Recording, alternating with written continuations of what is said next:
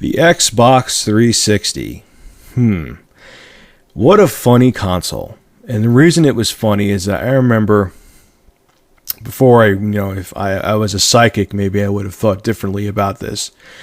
I remember being at my old job, and this guy named Steve I work with there, we had arguments day in and day out. I was pro PlayStation 3, he was Xbox 360 all the way.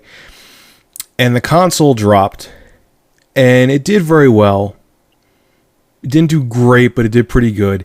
And I remember going into Circuit City at the time when they were actually still doing okay, and seeing Call of Duty 2, and seeing some of the other launch titles, and I was not impressed at all.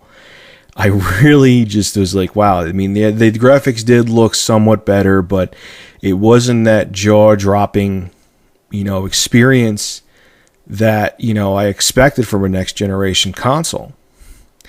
But time goes by, and it ends up being the console to get. It was the first one I got out of this current generation.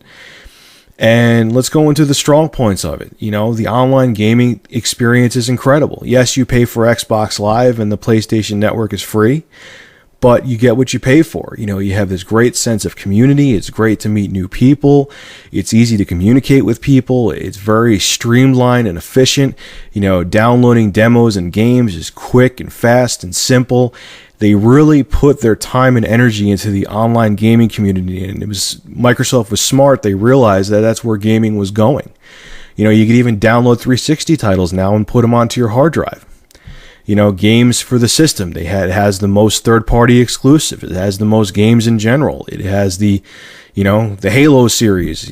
Granted, I'm not, do or die Halo, but it has it and a lot of people like it. And, it has Netflix. It has a lot of things going for it. And it is a fantastic experience as a gaming machine, and it really did a 180 pretty much from when it first came out. I remember a lot of people making fun of the Xbox 360 when it first launched, saying it was Xbox 1.5, that it wasn't really a huge leap.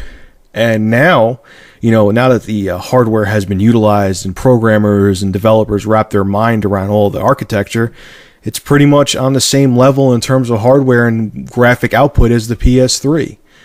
So, very interesting what happened with the Xbox 360.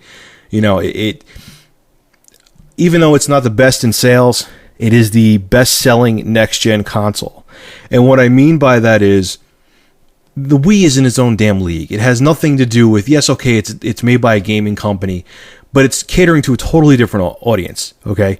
The same guy or woman or girl or kid or boy or gorilla or chimp or whatever who's going to go out and buy a Wii is not going to go out and buy a PS3 or 360.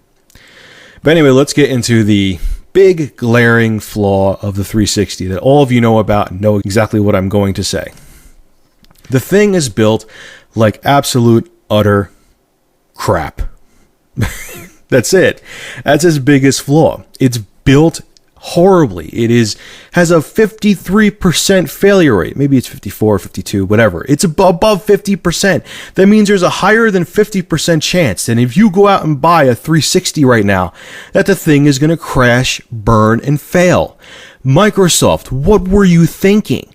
And here's a little inside information that I know. Both Sony, Microsoft, and even Nintendo had their processors built by IBM. Okay. Sony, back in 2001, just a year after their PS2 dropped, the PS2 was launched, they went to IBM and started building the Cell architecture. About 2 years later, now I could be wrong about the timing of it, but it was definitely a significant amount of time later, Microsoft goes to IBM and says, hey, build our processor and kind of make it like the Cell, except make it different. So you have 2 years less time development for the 360. Then on top of it, they actually launched the 360 a year earlier than the PS3. So it had like a third of the development time of the PS3. So that is the reason why it's having so many damn issues. They didn't do the proper amount of research and development on it. The thing, you turn it on, it sounds like a Buick about to explode. And it's just, you could see it's cheaper. The build, I'm looking at both of them right now as I'm doing this podcast / rant / whatever. And the build quality of the 360, it looks flimsy. It looks cheap. It looks nice, but you touch it, it's very plasticky and loose, and you turn it on, and it sounds like a jet engine's about to take off. I mean, you could tell, and this is the reason why it has the red ring of death, that they didn't do enough research and development on it to test the product and see what its failure rate would be. But now, drum roll please, da-da-da-da-da. If you are one person watching this video right now, and you were to only pick what console would it be? And as much as I just ripped it a new one, and I think I just gave it away by saying that, if I would have to tell a person who's looking to invest money in one console and one console only, is it to be the Xbox 360. As much as its hardware build quality is very questionable, it has the best all-around library of games. It has an excellent multimedia experience. It has the best online gaming experience. And pretty much all that combined, whether you're a casual or hardcore gamer, is the reason that you game.